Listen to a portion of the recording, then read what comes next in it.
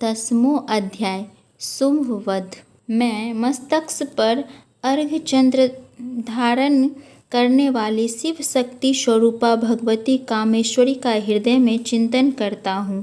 वो तपाए हुए स्वर्ण के समान सुंदर है। सूर्य, चंद्रमा और अग्नि, ये ही तीन उनके नेत्र हैं तथा वह अपने मनोहर हाथों में धनुष, वाण, खड्ग, पाश और शूल धारण किए हुए हैं। ऋषि कहते हैं, राजन, अपने प्राणों के समान प्यारे भाई निशुंभ को मारा गया देख तथा सारी सेना का संहार होता जान शुंभ कुपित हो कहा, दुष्ट दुर्गे, तू बल के अभिमान में आकर झूठ मूठ का घमंड न दिखा।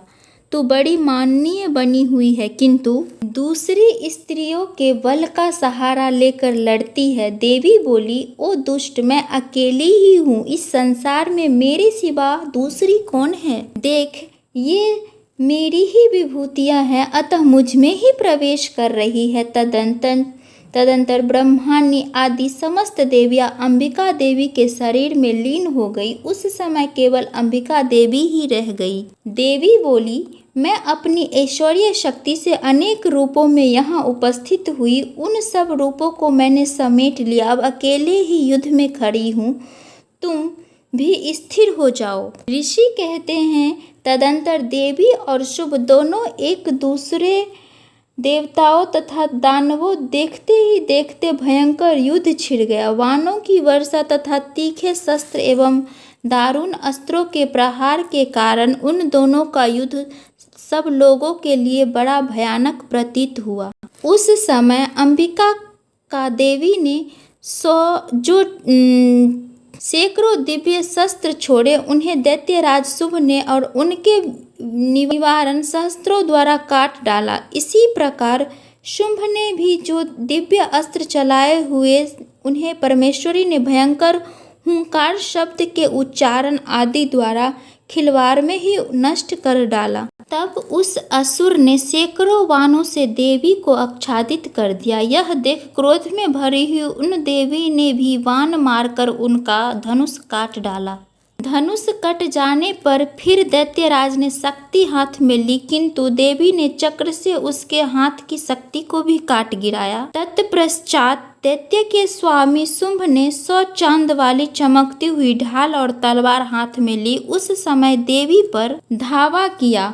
उसके आते ही चंडिका ने अपने धनुष से छोड़े हुए तीखे बाणों द्वारा उसकी सूर्य किरणों के समान उज्ज्वल ढाल और तलवार को तुरंत काट दिया। फिर उस दैत्य के घोड़े और सारथी मारे गए। धनुष तो पहले ही कट चुका था। अब उसने अंबिका को मारने के लिए उद्धत हो भयंकर मदग्र हाथ में लिया। उसे आते देख देवी ने अपने तीक्ष्ण बाणों से उसका मुंहधार कर काट डाला।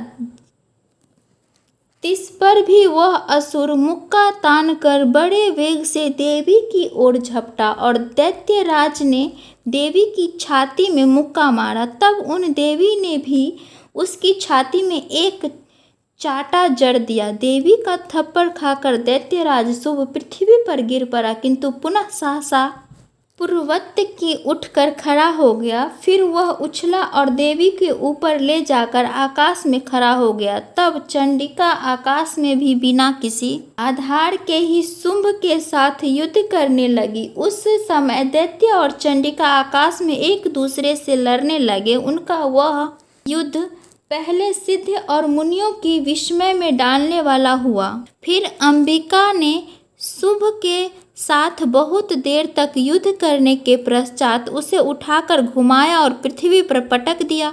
पटके जाने पर पृथ्वी पर आने के बाद वह दुरात्मा दैत्य पुनः चंडिका का वध करने के लिए उसकी ओर बड़े वेग से दौड़ा। तब समस्त दैत्यों के राजा शुंभ को अपनी ओर आते देख देवी ने त्रिशूल से उसकी छाती छेद डाली, उसे पृथ्वी पर गिरा दिया। देवी के शूल की धार से घायल होने पर उसके प्राण पोखरु उड़ गए और उन समुद्रोद्भूत द्वारा पर्वतों सहित समूची पृथ्वी को कांपता हुआ भूमि पर गिरा पड़ा। तदंतर उस दुरात्मा के मारे जाने पर संपूर्ण जगत प्रसन्न एवं पूर्ण स्वस्थ हो गया तथा आकाश स्वच्छ दिखाई देने लगा। पहले जो उत्पात सूचक मेघ और उल्कापात होते थे वह सब शांत हो गए तथा उस दैत्य के मारे जाने पर नदियां भी ठीक मार्ग से बहने लगी। उस समय शुंभ की मृत्यु के बाद संपूर्ण देवताओं का हृदय हर्ष से भर गया और गंधर्व गण मधुर गीत गाने लगे। दूसरे गंधर्व बाजा बजाने लगे और अप्सराएं नृत्य करने लगी। पवित्र वायु बहने लगी। सूर्य की प्रभा उत्तम हो गई। अग्निशाला की बुझी हुई आग अपने आप प्रज्वलित हो उठी तथा संपूर्ण दिशाओं के भयंकर शब्द शांत हो गए। इस प्रकार श्री मार्तंडेय पुराण में स्वर्णिम मनवंतर की कथा के अंतर्गत देवी महात्म्य शुभवध नामक 10वां अध्याय पूरा हुआ। अम्बे महारानी की जय।